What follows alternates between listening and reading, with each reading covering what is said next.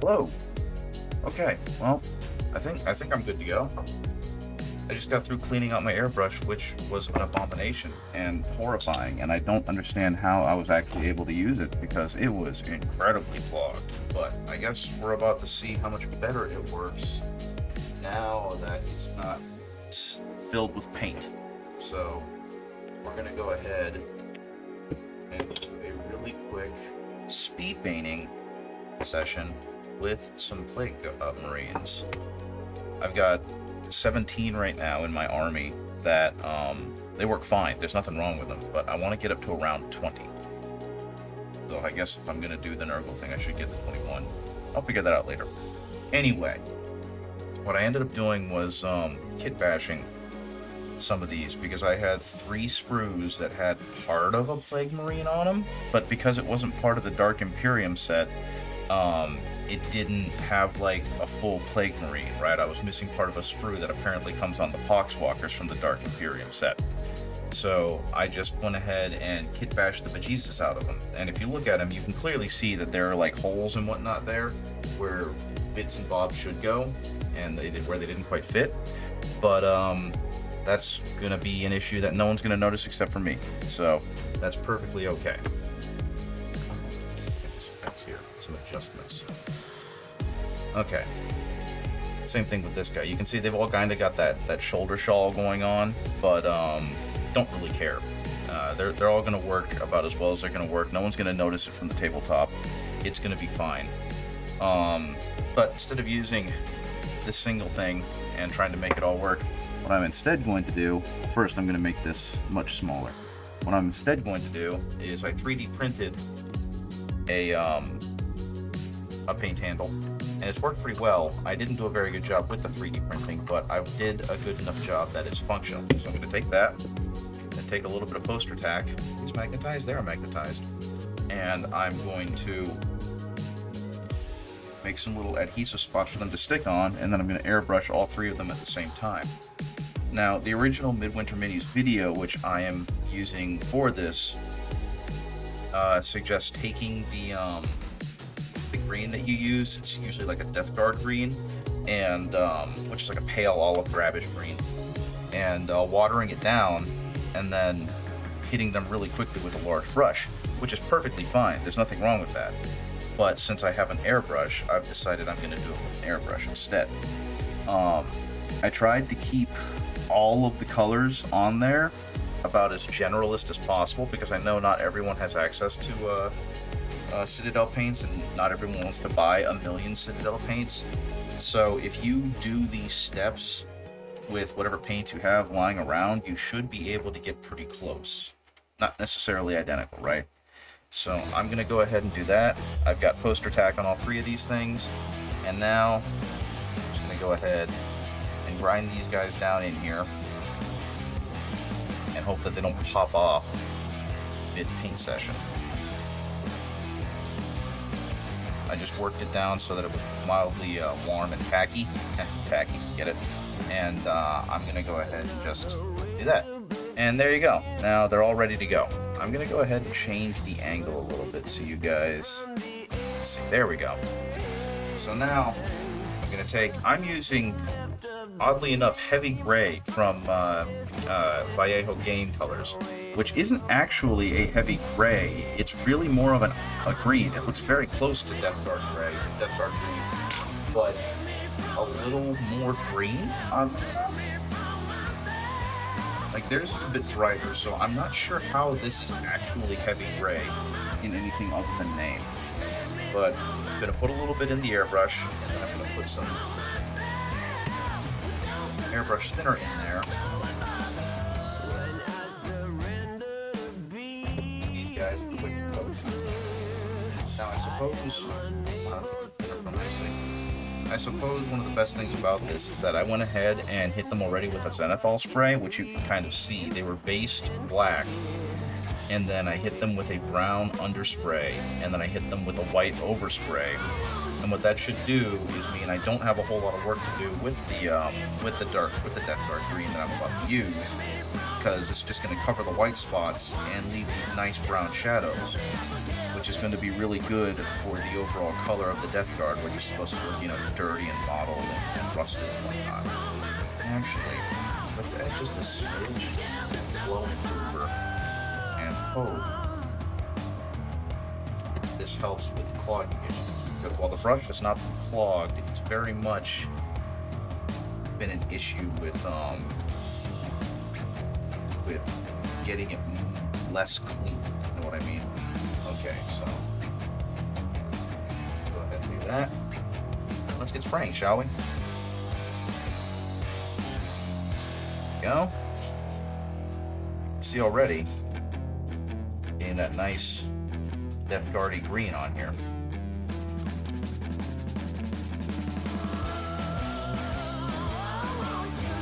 And to be honest, we're not actually going to hit this too hard because the color shows through so vibrantly. I just need a very thin layer on everything. And again, you don't need to do it this way. I'm doing it this way because I have an airbrush and I'm justifying the purchase. You can do this just as easily with some watered down light gray or light green. But hopefully if I do this right, he's going to have this great olive drab color. Actually, wait a minute. I don't think this thing is really in there. There it goes. That's going to be offset by these dark brown shadows. Or these muddy brown shadows, whatever you want to call them. We're just going to go ahead and hit the entire guy.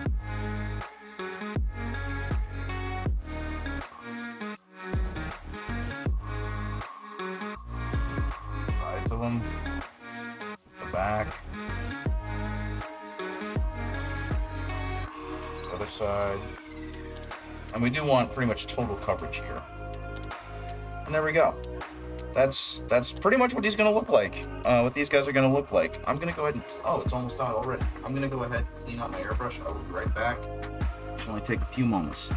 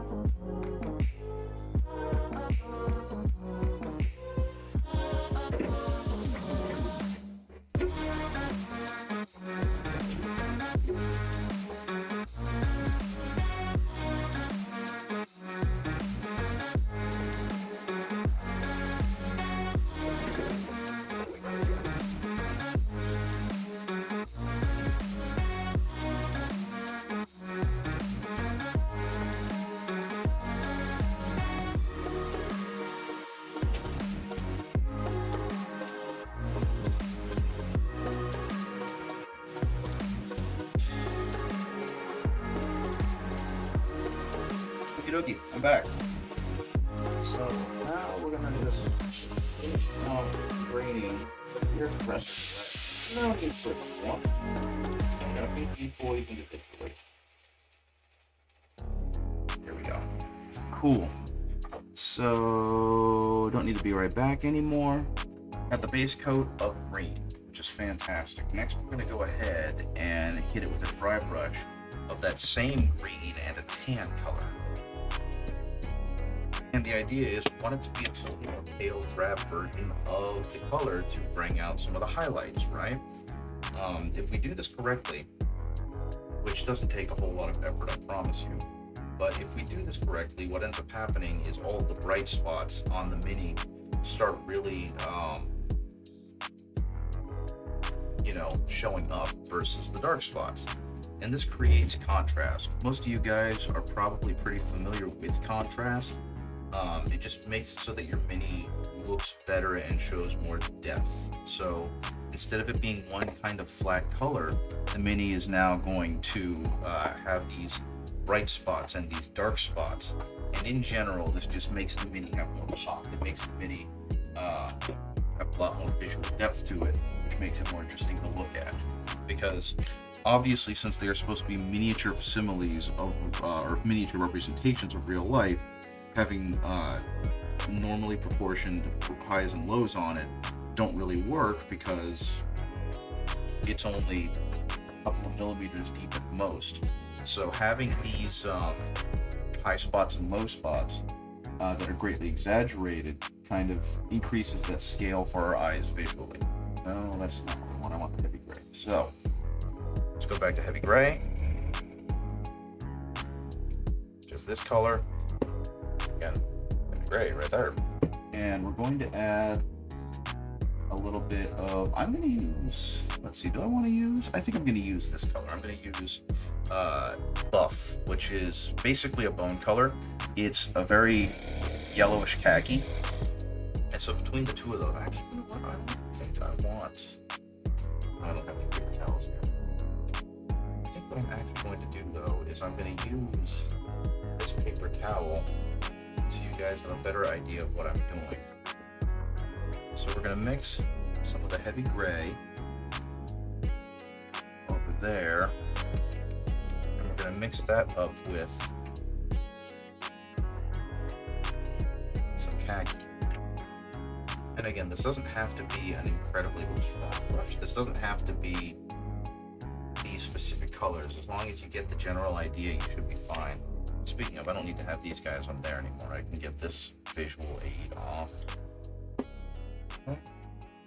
Go here. I can go back to using this thing. And it's just a rough dry brush. You're not going to need to make it look perfect. You know what I mean? We're just trying to give these guys a little bit more visual interest that they otherwise would not have. Hopefully I got this bright enough, because the general zenithal coat that I did already brightened up quite a bit. Oh, yep, that's perfect, see? So I'm going to pull him in closer and just look at how much visual interest I'm getting off of this dry brush. All the spots that are higher up on the Mini that are raised are getting a bright little highlight to them. And while it's not a super exaggerated highlight, it's very clearly showing off the raised spots of the Mini that you otherwise wouldn't really get a good visual cue on. And that's the whole point of this dry brushing. And as many of you are aware already, it's called dry brushing because I'm trying not to add any real moisture to the paint. I'm not watering down the paint. I'm not doing anything special with it. I actually just went ahead and put it on a paper towel, which might not actually let me keep it wet long enough or moist long enough to do the other two minis. But I suppose we will see.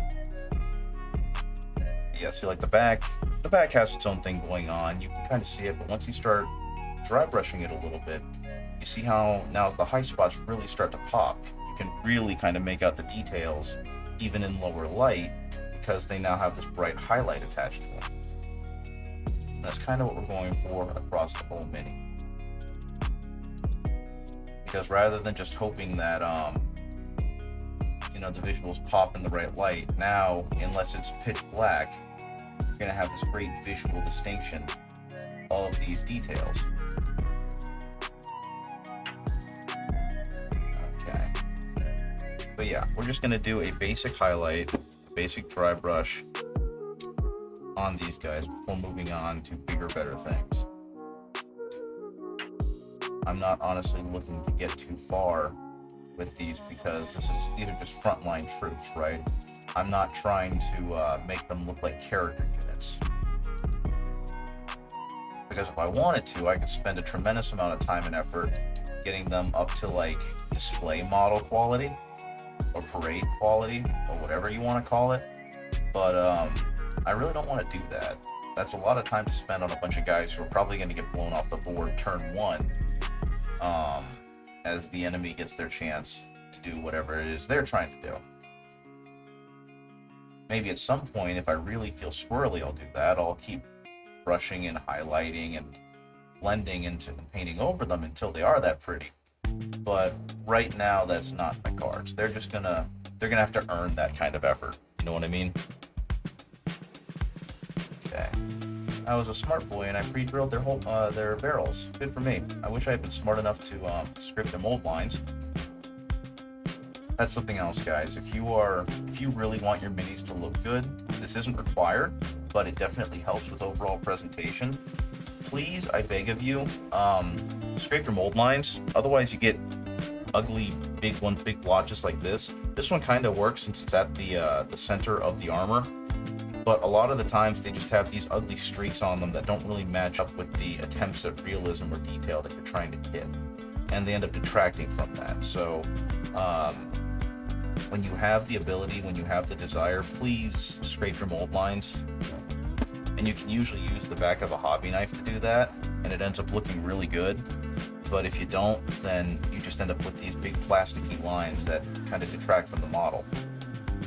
And yeah, like the tentacle ridges on there, those weren't noticeable at all until I started doing this dry brushing. So that's another reason. I love the fact that he looks like a Robotnik. You know what I mean? He looks like he could belong in a Sonic the Hedgehog.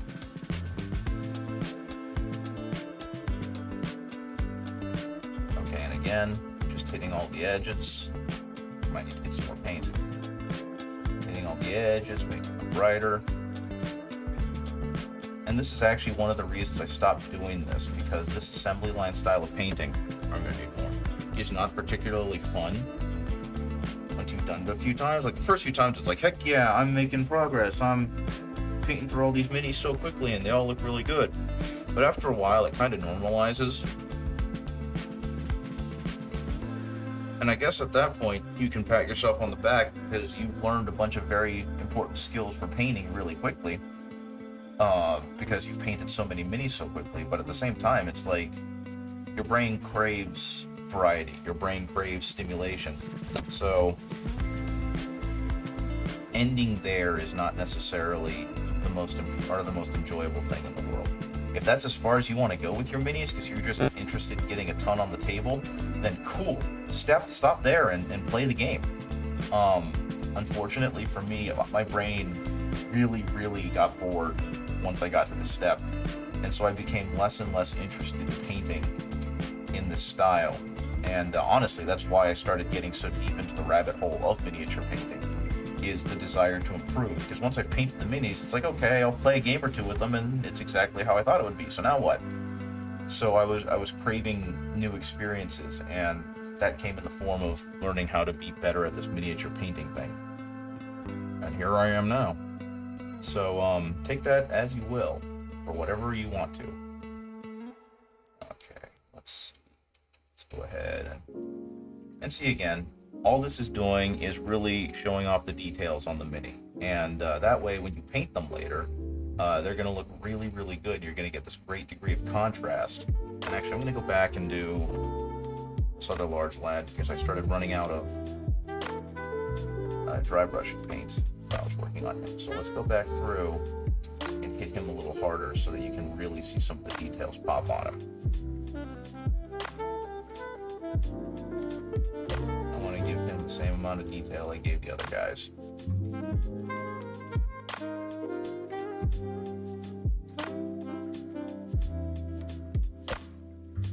And again, all I'm doing is trying to get these bright edges to show up on the mini. And to be honest, it's working really nicely. There's some clear details that I didn't notice on him that I can now very, very clearly see. So that's it. That's all you do. Okay, so we're gonna go ahead and dry off my dry brush. And again, you don't need a fancy dry brush to do this. You can do this quite easily, quite cleanly with a makeup brush if you want. Something that's fine bristled is essentially all you need. Okay, the next step for him is to do a white tan skin. So we've got the bone color already. I'm gonna take that. I'm gonna take the Amarillo khaki, which is buff, and I'm gonna take the Blanco, the white, and mix those together. And I'm gonna use a little bit more of the bone color than I am the white. And it's on a palette you guys can't see, I apologize. At some point I'll be, tricky enough to get a palette camera, but today is not that day.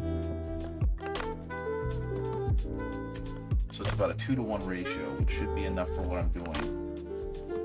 And I'm just gonna go ahead and hit all of the bone colors. I'm gonna use a slightly bigger brush. I have a number 1, and that's gonna be enough. For the most part, your standard brush that you get from Games Workshop or that you get from a hobby store is going to be perfectly fine. But you don't want to go too big, you know what I mean? So a number 1 brush would work perfectly fine. Okay, so let's go ahead.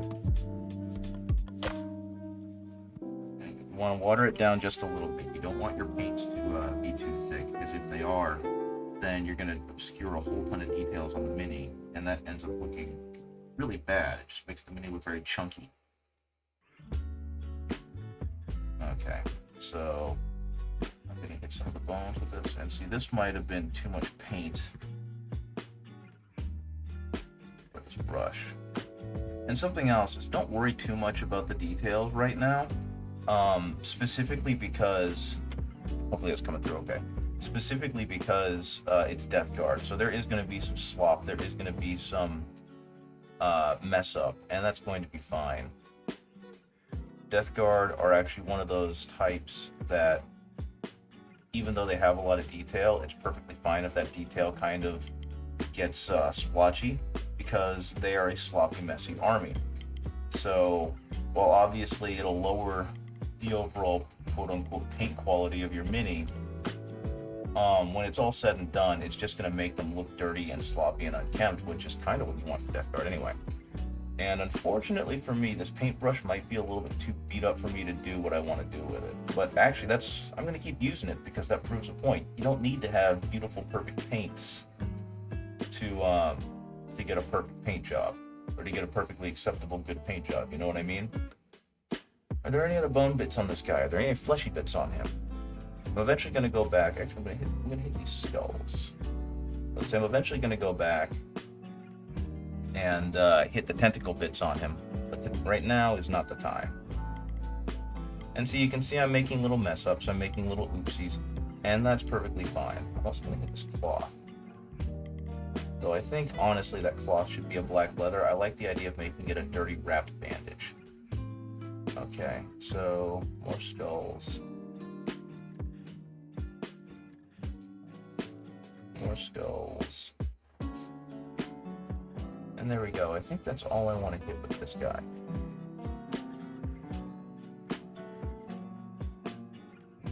Clean off the brush. A little bit less. Same thing. Especially since it's the same torso. I'm going to hit the same horns.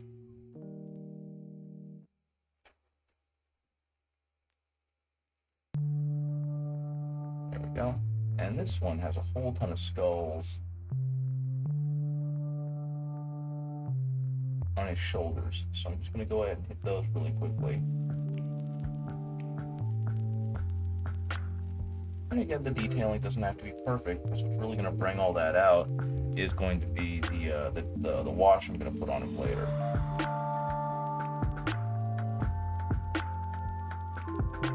And the more I think about it, the more I realize hitting those skulls is probably a foolish decision, because I think I'm going to hit that with a metallic later, and I could have painted the skulls over then. That's okay. Still not going to take me too long to do. Okay.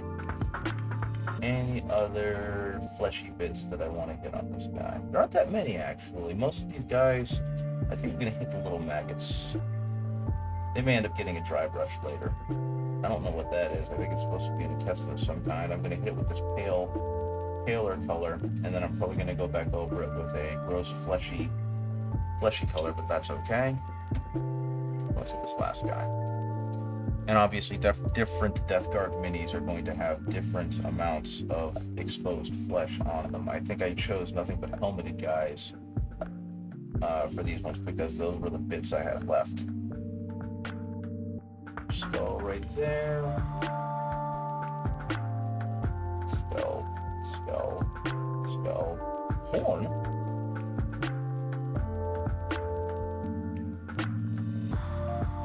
Skull.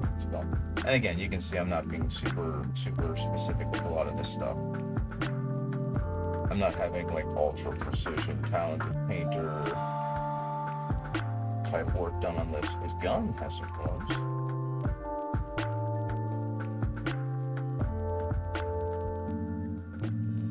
So I was playing through Space Marine in anticipation for the new one a few days ago, and they let you play as Traitor Guard in that game, and you obviously get to theme them to, in the multiplayer at least, to whatever chapter you want. And I was very tickled at their rendition to the Death Guard versus what eventually became the 8th edition revamping of the entire line.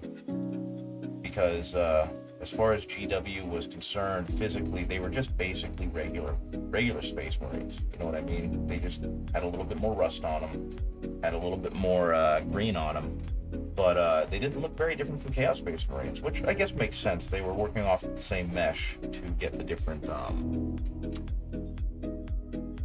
themes.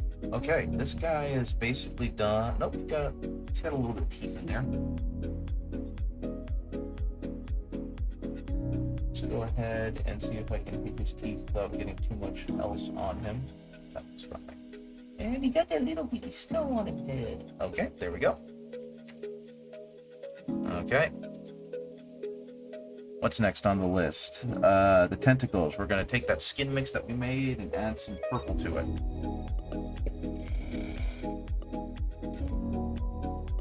So I'm just going to take Vallejo purple, royal purple, I guess. I'm just going to drop some into the mixture I already made and then mix that together. And I think I'm actually going to go to a different brush, because that brush is fine, but it lacks some of the precision I want, and it's also still a nicer one, so I kind of don't want to ruin it too badly. So now I'm just mixing together my pale khaki skin color with a purple that I have. And I might have put too much purple in here, because this is a lot more flushed than I had hoped it would be. That's okay.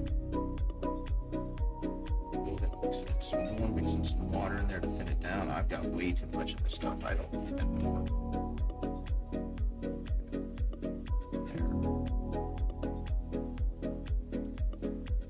There. Okay. Now we're going to go back and we're going to paint us some tentacles. So this guy, actually not a great example, doesn't have a whole lot of tentacles. That's fine. What I'm going to do, take some of that purple, and I'm just going to go ahead and run it under here. Under what I can't tell is a bony growth or something else, but it looks gross, so it's going to get, there's a tentacle. And so again, tentacles, fleshy bits, whatever you can find that is going to go off a more fleshy tone. Now, I guess the other thing about this is, since I switched to a smaller, more precise brush, this is going to take me a little longer. You don't need to do this. This is purely a preference thing for me. You can continue using a larger brush if you really want to. It's definitely a desiccated face in there, so we're going to have to go in with that. That's a cracked lens. I really can't hit it with that. That's fine. And diseased flesh. I think that eye is just going to end up being lost to the warp, and that's okay. He's got this horrifying tentacle coming out of his arm and feeding into his forearm guard, so we're going to go ahead and do that.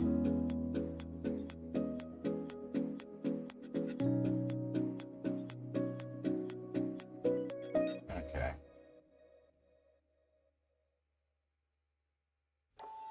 Same thing. Go ahead and do that.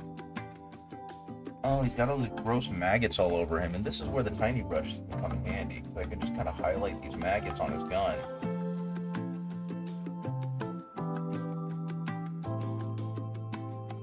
And again, this is honestly more work than you really need to put into it. I think that's all the maggot bits. I think that's all the tentacle bits. This guy's done. We're done with him. On. I'm actually going to go ahead and hit this guy with the same purple pink that I'm using.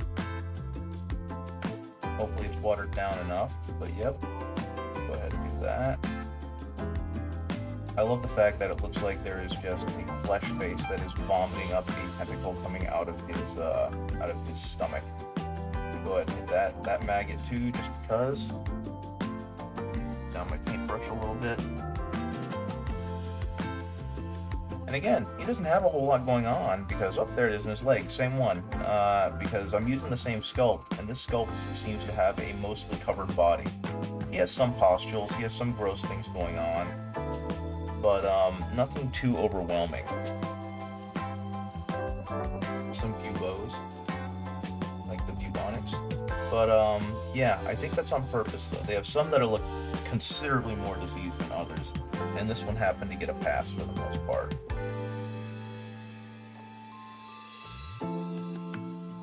There's that.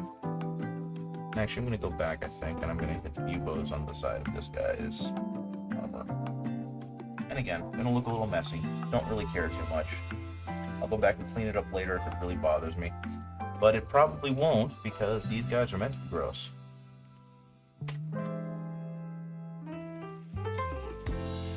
Okay, get the tentacle.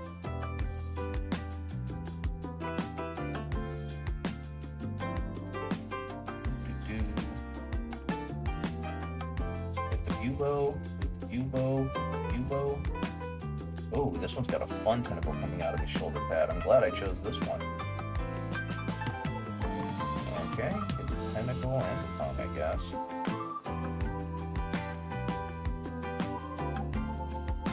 Okay. You get to see that fun little wraparound on him. Now, if I remember right, I had to hack these things near to death to get them to all fit, so this one is going to be a really messed up looking one for a lot of reasons. But that's okay. He's got another tentacle coming out of here. So we're going to go ahead and hit that as well. But again, nothing too big. Oh, got another bubo coming out of his shoulder pad, so we're going to go ahead and hit that too. Ow. Just a little bit. And I go ahead and fill that in so it looks all pussy and gross. I think actually these are supposed to be bronze. Don't really care. That one's not going to be bronze. I think those are all the fleshy bits on him as well. So unfortunately not too many to create a good highlight, a good contrast. What's next? The guns and weapons are going to be a black-brown. So I'm going to do that. I'm going to take some Vallejo model color black. Just this color. And then I'm going to take a small drop of it because the black is a very, very strong color that will overwhelm the other color. I'm going to take some charred brown from their game color line, just because it's a slightly richer, more pigmented version of the dark brown. I also use that's a bubble. I also have their leather brown, which works just as fine. It's a slightly desaturated version because their game color line tends to be a lot more rich with their color, but it's all going to be okay. So this dark brown is going to primarily be their weapons and like their handles and whatnot. I think it's meant to be their wood accents as opposed to the other things. It's also going to act as a shader because I'm eventually going to go back over some of the metal bits and bobs with a different color, and that's really going to help sell it. Okay. So let's get that handle. And again, don't worry too much about being clean because it's going to look good in the long run. There we go. If this were almost any other model, I would say be careful. But since this is just straight Death Guard, and they're going to look sloppy, don't worry too much about it. It'll be fine. Okay, same thing back here. Wood furniture on a Death Guard weapon tickles me to no end because it implies that the wood wouldn't have rotted off already. Let's do some of the other cloth bits and bobs too. This is eventually going to get covered over with a lighter color, but that's fine. Some of the leather strapping too. Be a good place to use this stuff, I guess. I mean, as you can probably tell, I'm kind of making this up as I'm going along, which is basically what the Midwinter Mini stuff was, right? It was just, hey, here's some colors, slap them on. I'm going to go ahead and really deeply hit some of these spots too to help sell the fact that they're deep festering wounds. Again, oh wait, nope, want to hit the furniture on his gun, which suddenly makes a whole lot more sense now that I'm deeper in the lore. I always wondered why their bolters looked a little weird, and it turns out it's because it's an entirely different pattern of bolter. I don't remember which one, but depending on the armor of the Plague Marine, they are very clearly wearing different marks of armor because of, being Heresy era. And so because of that, their guns are going to be different. They have, I think, a different version of the bolter for every mark of the Marines armor type, except for the Mark V, because I believe the Mark V was just like, hey, resources are running low. We need to have whatever armor we can find. So they started fusing their armor together using what they call molecular bonding studs, which I think was a retcon of like, here's why this armor has studs. I think it used to represent how many kills they got or something. I don't recall. I haven't been in the hobby long enough. So let's see. Let's go ahead. Splotch that on. Splotch that on. And there we go. Now the boy's looking pretty good. He's got that weapon, and he's going to be good to go. Same thing here, though. We're going to go ahead. See, like his bolter, I believe his bolter is slightly different than the previous one because he's a different armor mark. So we're going to do the same thing. We're going to hit it with this brown just to give it a bit of contrast as we move in later. And I think he's even got a storm bolter by the look of drum barrel.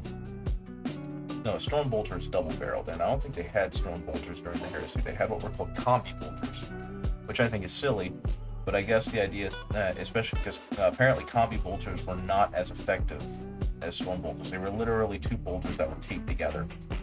And, oh, I just realized he's got a hand attached to this bolter. I didn't even think about that. Well, part of the bolter now. Like I said, this was heavily kit bashed, so when I grabbed it, I saw, oh, a one-handed bolter, and thought that that was going to be good enough.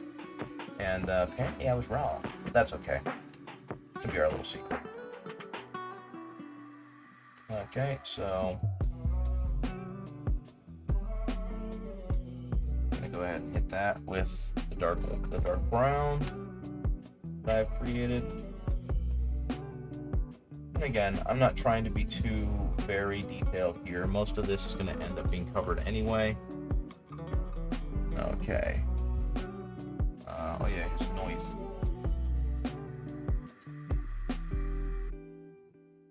Put that knife down there.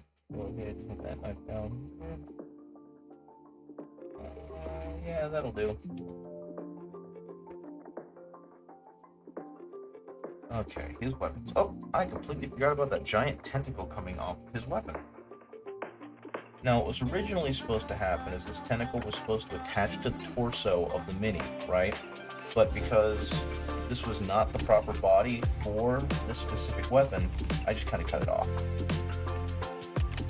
it all looked fine in the end. And of course, water got into the brush and has now made everything a mess, which is fine, especially for this type. Any more bone bits? No, he just got a bunch of gross bits on him. Okay. And he's also wearing Mark III armor based on the look, because he has segmented leg armor. And so what that tells me is that he was wearing the void suit that was meant for like ship-to-ship boarding actions, because it was more heavily armored in the front, which made it more vulnerable to back attacks. But when you're kind of marching your way through a narrow corridor, you don't care about that, because the chances of you getting flanked are slim to none, since you have an entire army behind you covering your six, right? And so that was the idea of that armor. It became popular with the Imperial Fists and the Death Guard, which tickles me to no end, because those are the two armies I play. But it was one of those we big, we strong, we stand kind of things. And it made perfect sense to me. And it's part of the reason why I like them so much. I like the idea of a stubborn, immovable object as part of my army. Okay. This one's just going to get completely covered because I didn't bother painting the cloth on him. And that's fine. Okay. And again, just doing a real sloppy job to get everything painted up. I think that's pretty much it for him, though, because again, not much on the way of weapons. He's got a combat blade on the back, and he's got that huge cleaver he's using. Next, I'm going to take a red, and I'm going to add it to my black-brown mix. I'm going to use heavy red from Citadel, which is fine.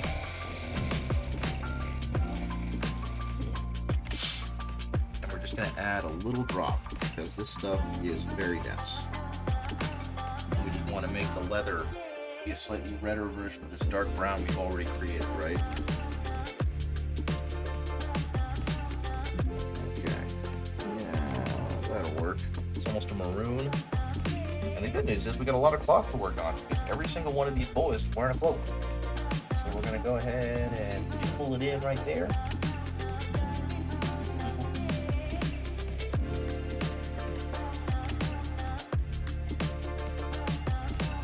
Yeah, I didn't know when I first got into this game. I had no idea about the different armor marks. I knew like I was wondering why the Indomitable or the Space Marines that came with the this is not working. It's too big. Why the Space Marines that came with the starter kit in 8th edition look so much different than or looked wrong. You know what I mean? I didn't feel like they quite looked right compared to the Space Marines I had grown up seeing in the small amount of Warhammer lore that I did consume.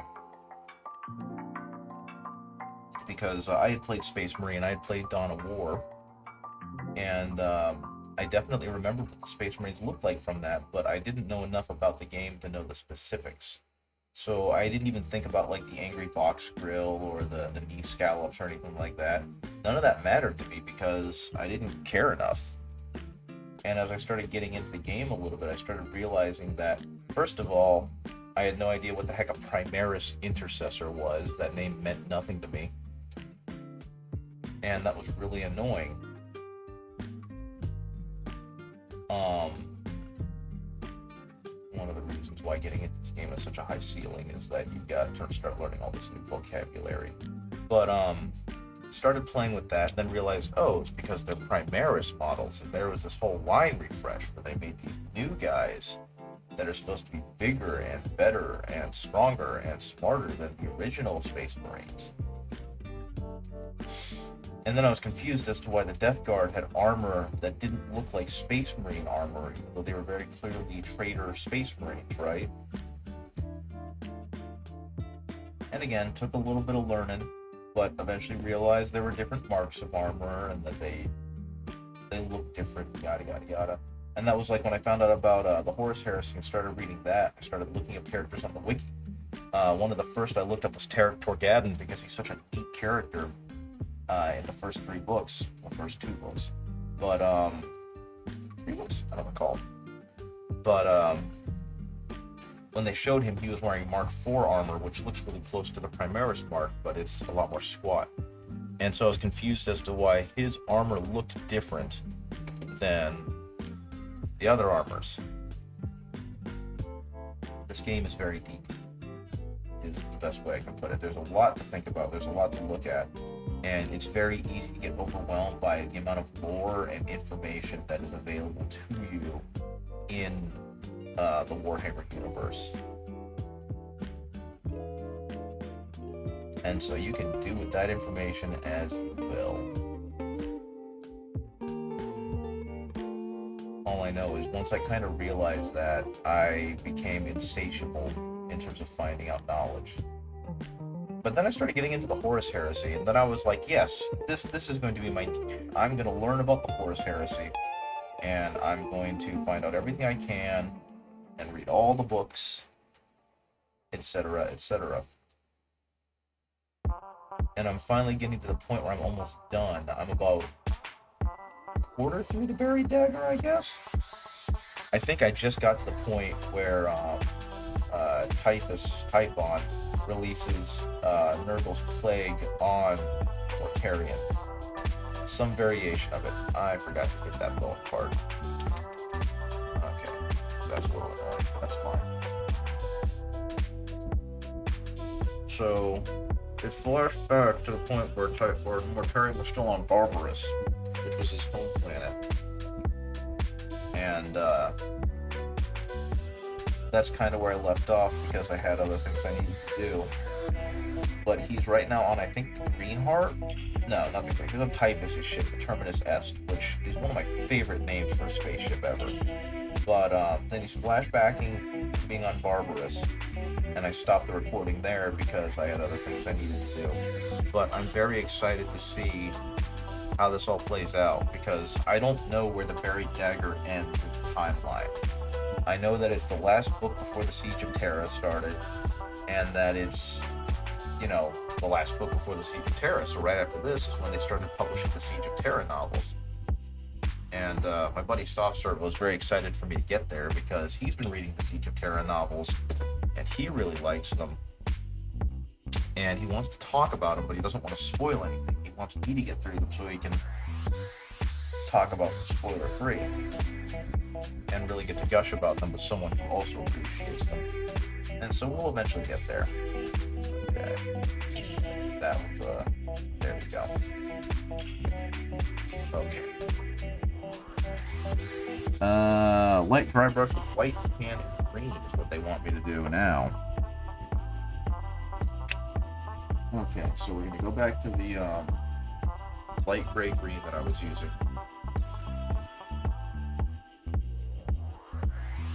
And then we're going to add some of the tan I'm using.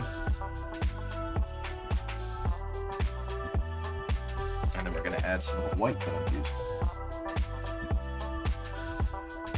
And this is just to create a lighter dry brush that's supposed to make everything pop a little more. And actually, I think for this one, I'm going to use a slightly bigger dry brush because I don't need to go that deep into it.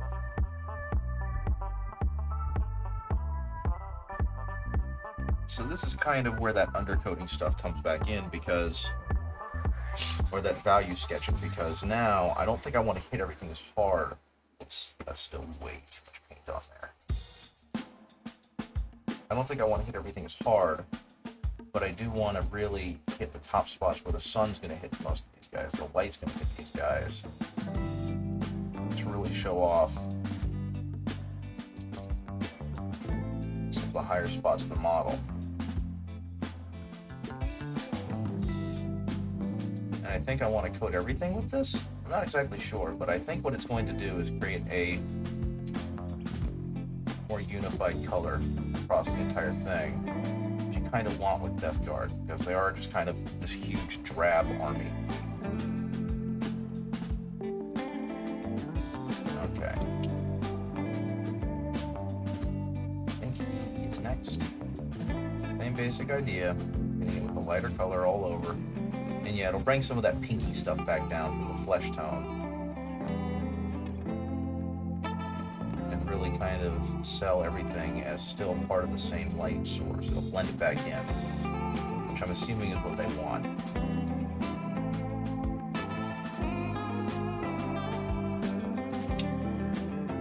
Okay. Slab right here. Same idea.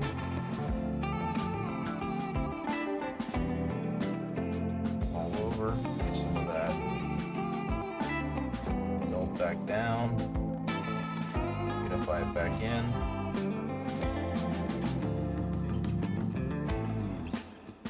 Because yeah, hitting all of this stuff with the pink color and whatnot really kind of makes it stand out against the much duller green of the Death Guard. So I suppose hitting it all at once is going to make it look a whole lot better. Okay.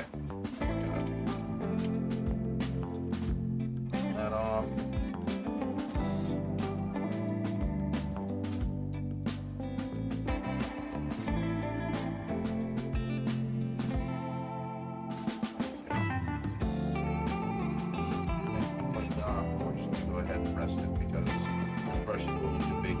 There. Yeah, now everything's just a smidge brighter. Looks a little bit better. Okay, what's next? The metals, gunmetal and dark gold. I'm not mixing that on the palette because that's going to make it look ugly.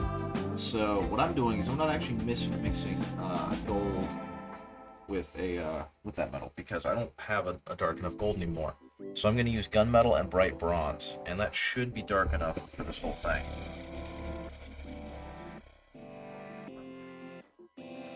Rev that up. But yeah, if I were to mix this in with the palette, the little metal particles would get stuck in there and then would permanently ruin everything else that I'm doing. So we're just going to mix those two together. And since this is a smaller amount, I get to be a little more precise with my mixing. But yeah, what I'm trying to do is create a dull, kind of lifeless looking metallic on these guys, which is going to look fantastic when placed against everything else. And again, not looking to be super specific, super exacting with my paint job. Some may call it sloppy, but that's okay. I'm probably going to need a lot more now that I look at how much trim some of these guys have.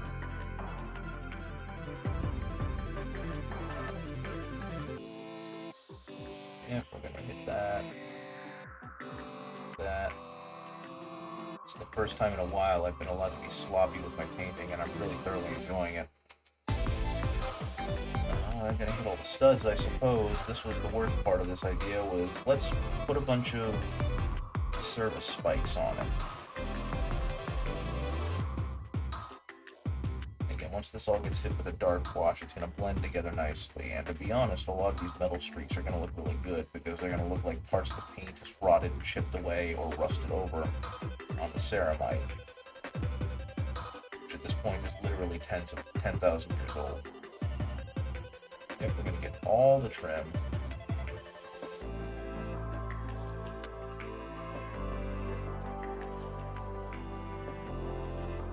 Oh, that was a little too watery.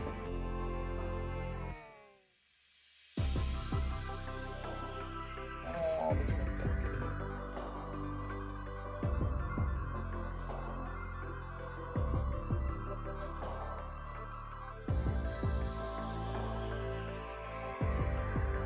Not much to say here. This is just where it becomes a little bit more precise than it was with some of the previous layers.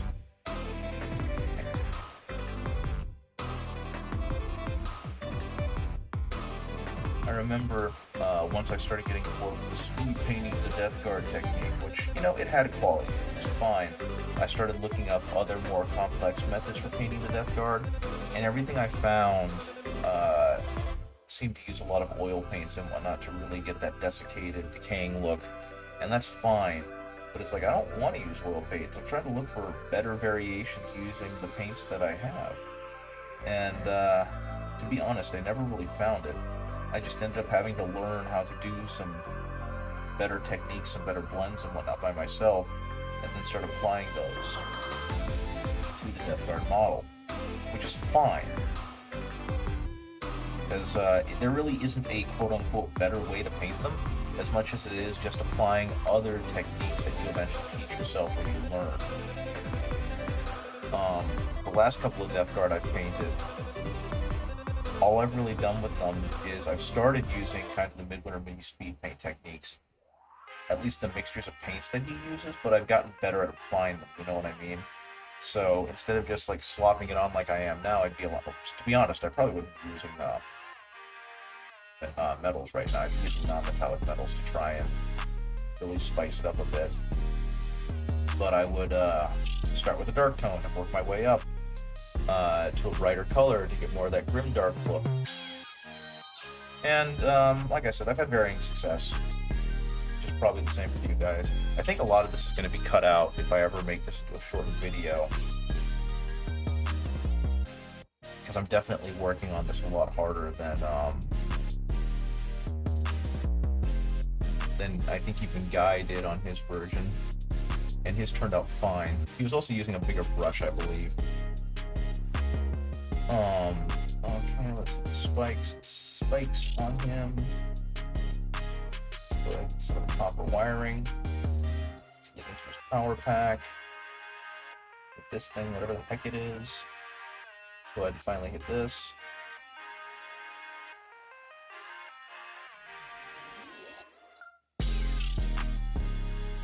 This shouldn't take an incredible amount of time. If it does, then you're trying too hard, or you're just having fun, which is also fair. My whole point right now is that I should be getting him painted, put together as quickly as possible, because I just want to have him in the arm. Like I said, the beauty of these guys is you can go back and paint them later. No one's going to notice, no one's going to criticize.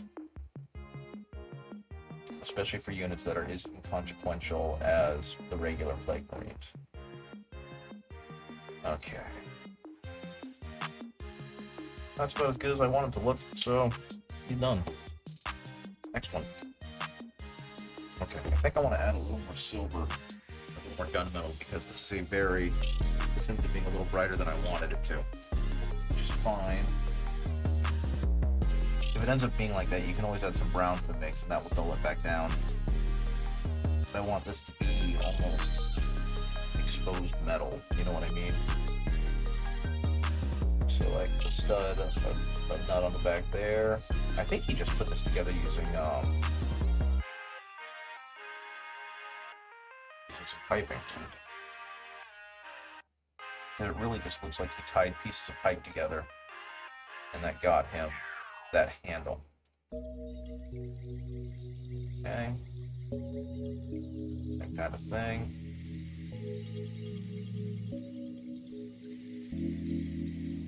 Which again is a really cool creative touch.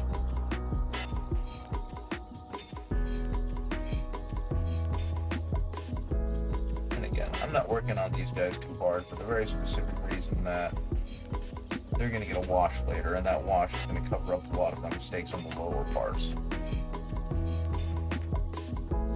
When used properly, it is basically magic.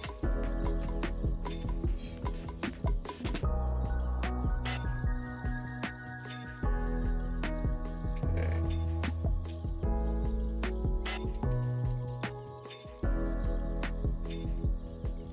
Back to the smaller brush. Slightly more precise details.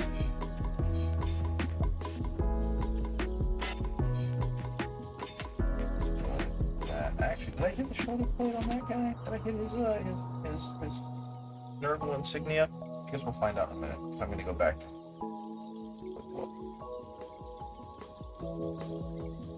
Okay.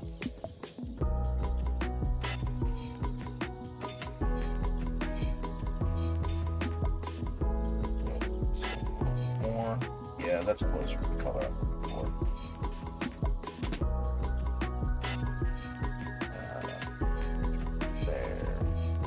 There.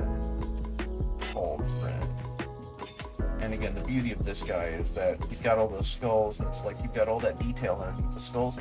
That's where the wash is going to fill it all in. And actually, with his Robotnik face, I'm going to color that in the same metal.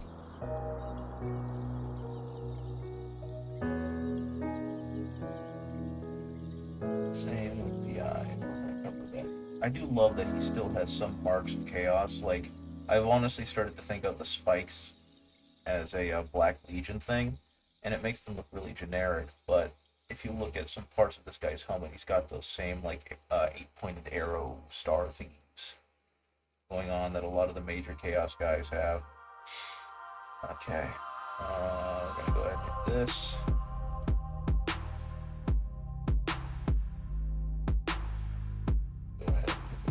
cauldron. Front of his cauldron. Oh, it actually goes all the way up to the skellies. Go there. We go ahead and hit his weapon.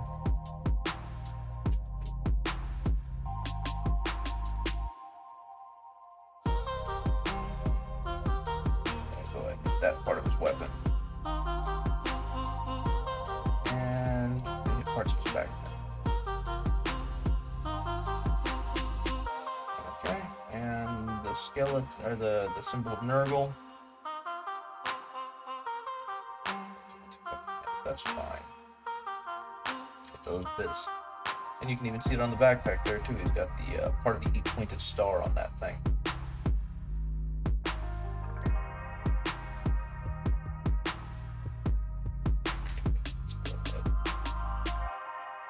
Some of those little bobs. Okay. He looks pretty good to go. Just for some variety, let's take some of this brassy brass and add this in here as well. Mix it together a bit. And drop it in there.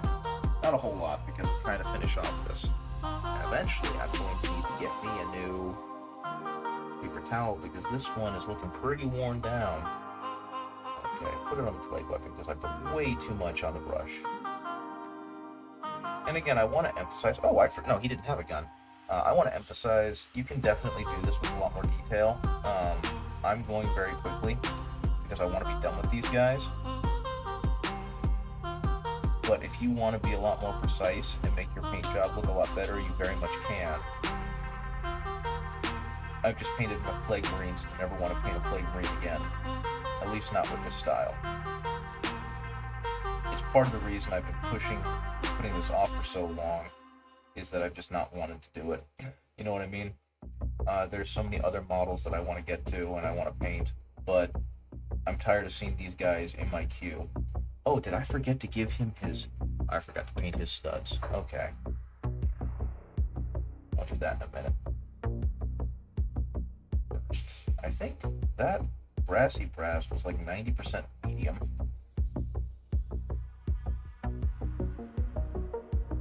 That really quick. This. And then we're going to go ahead.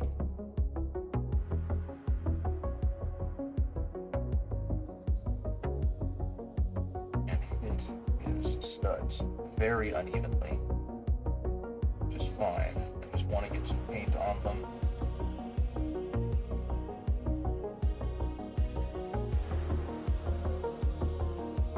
There we go. He's got a fun little symbol of chaos and he's got a gun. So a little trick you can do to hit very shallow surfaces that you only want to catch the tops of, kind of the same as what you do when you edge highlight, is instead of using the tip of the brush, use the flat of the brush, and you're less likely to create huge splotches underneath it, right? Okay. Let's get this man's high caught. Well, actually, let's finish with the dang knife first, because it looks like it's only about half. There we go. Now let's go ahead and give his gun some metal. Some ugified, rustified, grossified metal, and his symbol of Nurgle. There we go.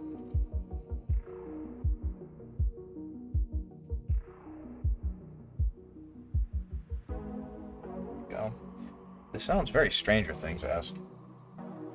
I don't know if the artists who did the music or the theme for Stranger Things have themselves on Epidemic, but if they do, that's neat.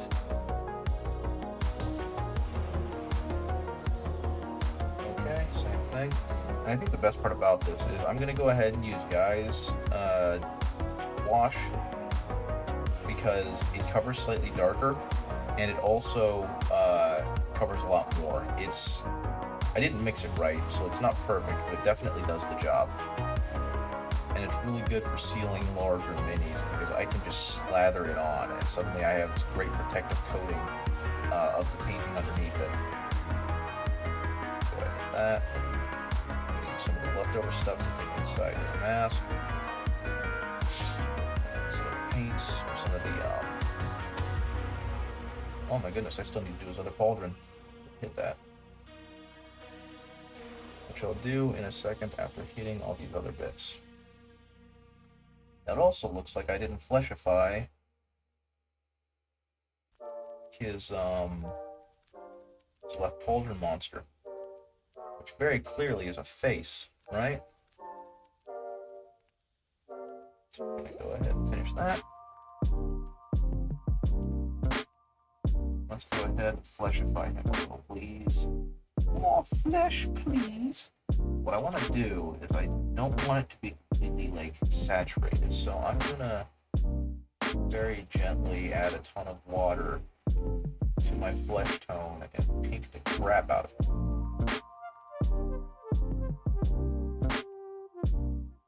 There we go. And once he gets covered in this and dries off, it's gonna poke through just a smidgen. That looks fantastic. Oh, that's way too much water. Thank you. Okay, maybe a little bit more gold. Trim this knife down. On the edge here, show that it does have gold. Not gold, but whatever color you want that to be. Some kind of rust, I would think. Looks fine to me. Again, not going for art here. Not today. Too lazy. Go ahead and put this guy back on. I gotta say, the Games Workshop painting handle is nice, but definitely don't buy it. It costs way too much. Get some poster tack and a piece of wood. It'll do the same job, and it won't screw up your base if you've done a nice thing on your base. Clearly, I have not yet, but some people have, and then this thing will really mess up their bases because it's going to scuff the sides, etc., etc. Okay. Okay, after the metal, we hit them with the water. So I'm going to wait for these guys to dry for a second before I do that. In the meantime, I'm going to clean up this mess I've made. Palette.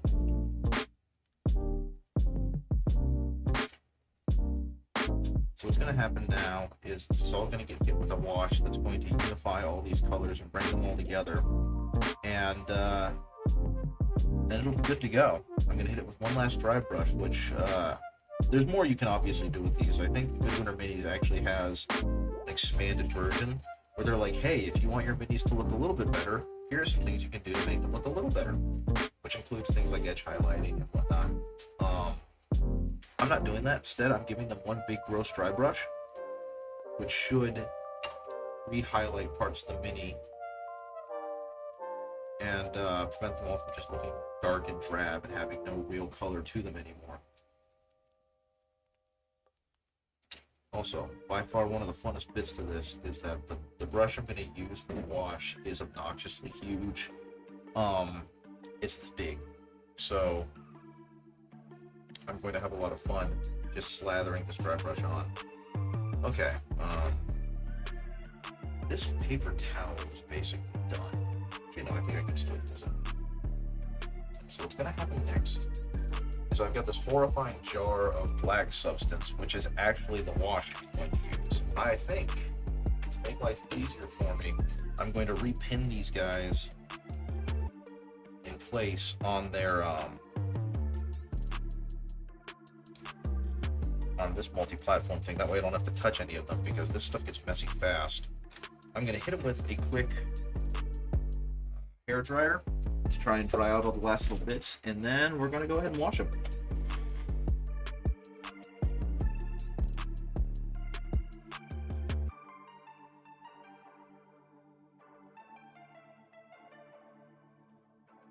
Should be dry enough. Some of the moisture. And I think the worst part about this is this stuff smells to high heaven. Because it's IPA and a bunch of other things. It's just been allowed to fester for a while. So let's hope it's still good. Let's over here for a second. There we go. Get the hell out of it. There we go. Will you open? Yes, you will. Awesome. I'm actually gonna get a respirator. I'll be right back.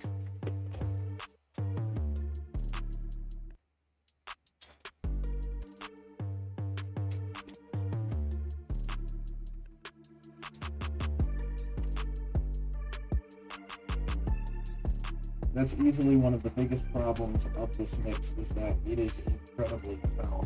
It's probably because I didn't do this. So now I get to work it. It's horribly smelling. Seal it in.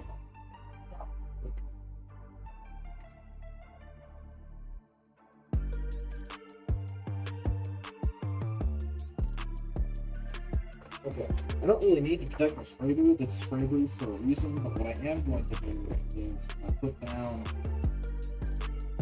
a paper towel, but hopefully it doesn't go completely sideways once I start mixing this stuff in.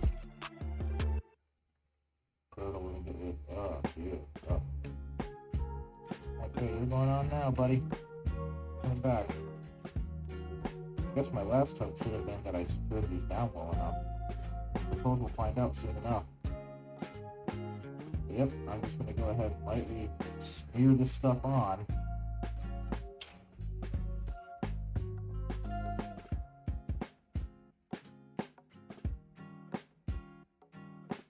Nope, that might, it is not. Okay, we're going to have to lose some food. You're starting to wobble off already. Bad.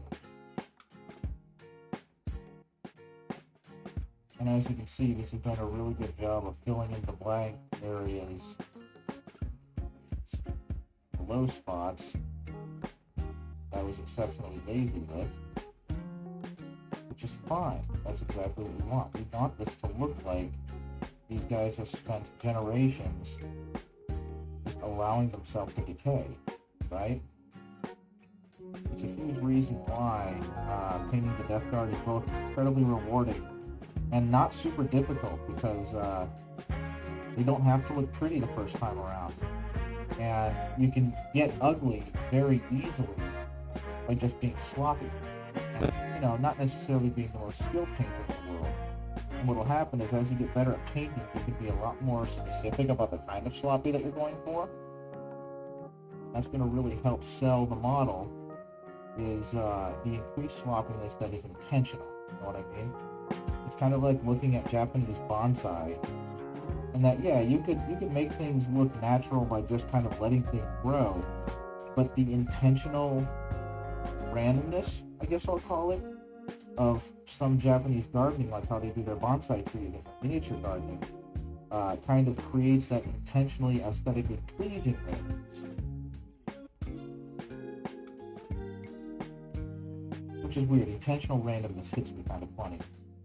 What with the idea of how particularly that is, but it is definitely a skill, and I guess that's kind of how miniature painting is supposed to be the same way. Is it's the skill you acquire that's supposed to show off these little these little miniature depictions of life, right?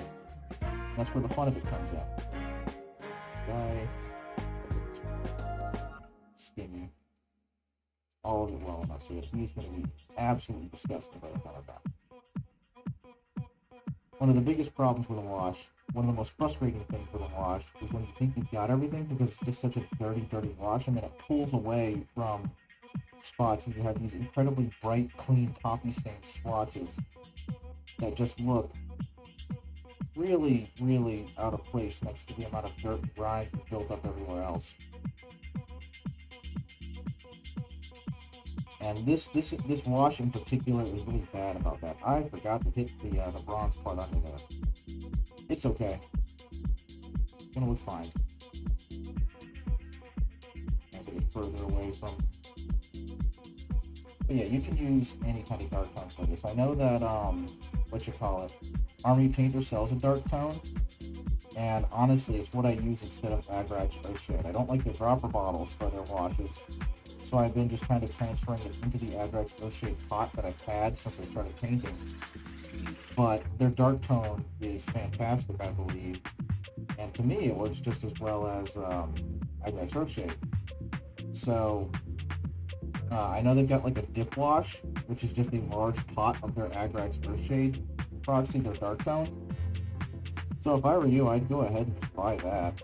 It's a little more expensive up front, but this stuff's expensive when you buy it in not bulk. So buying it in bulk is going to save you money on run. Okay. And there you go.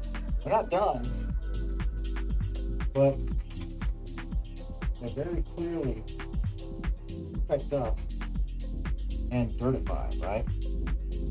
And now the colors all kind of blend together a lot better. So the next step for me is going to be to hit them with a hair dryer to help accelerate the drying process a little bit. And then, come on, there we go. And then to hit them with one last dry brush.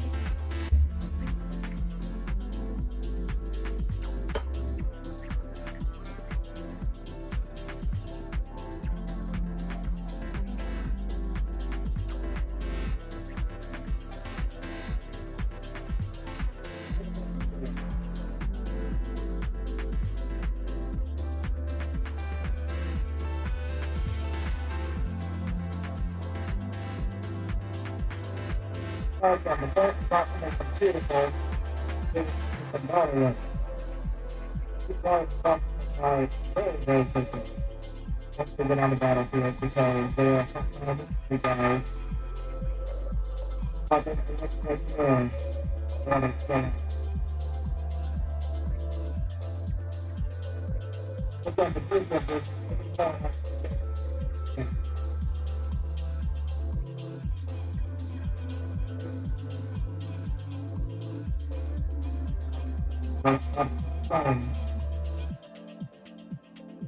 as opposed to just battle ready. So obviously that amount of time isn't going to be enough to get them completely dry. I'm probably going to have to move on to something else for a second. But now you can kind of see the finished product. Again, they're not perfect by any means, but they're good enough, right? They are good enough. I'm going to hit them a little longer. They're real close.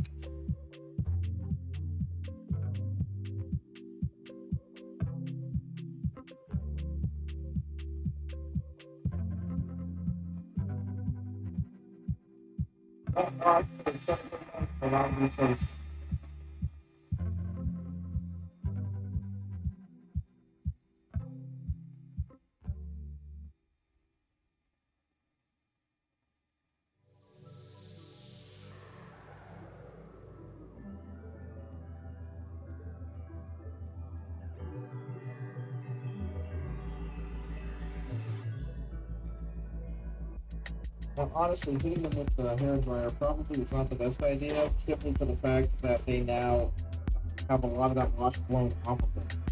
But again, it's fine. It still looks good, as long as I didn't knock it all off. This is going to be my new drying palette. This is definitely a lot cleaner. Now I can go ahead and hit it with that last dry brush of green, white, and khaki. So that's what I'm going to do.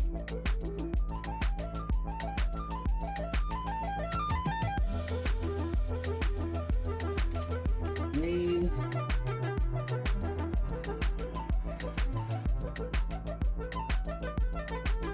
white,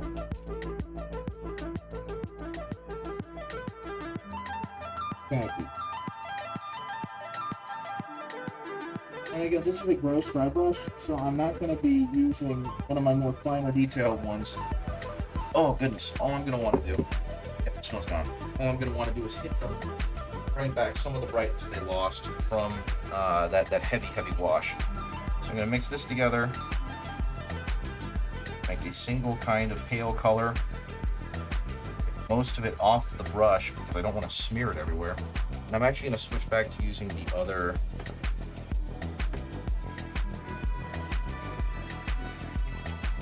Now, I will say, there's a lot more that I can do with these guys. I could make them look a lot grosser in a lot of spaces, but this is going to be fine. Still too much on you. Still too much on you. There we go. That's a little better.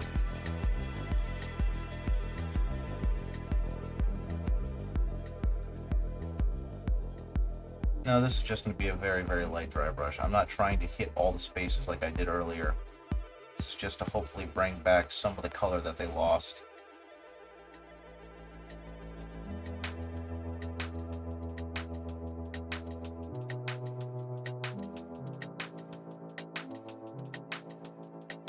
I do really like how that bone color looks.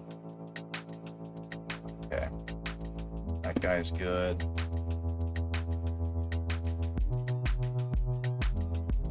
All the skulls.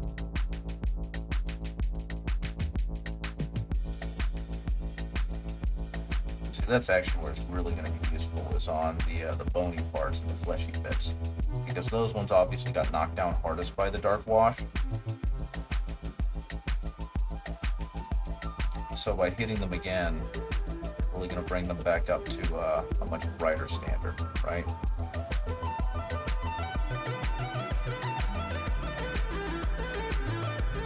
Okay. That guy's done. And this guy one last time. Yes, hit the scully bits. Hit the scully bits. Hit the scully bits look good.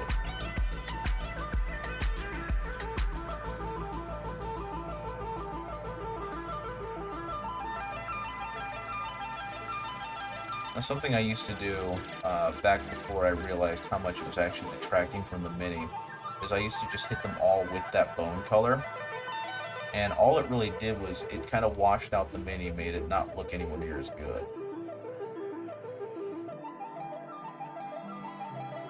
But yeah, there we go.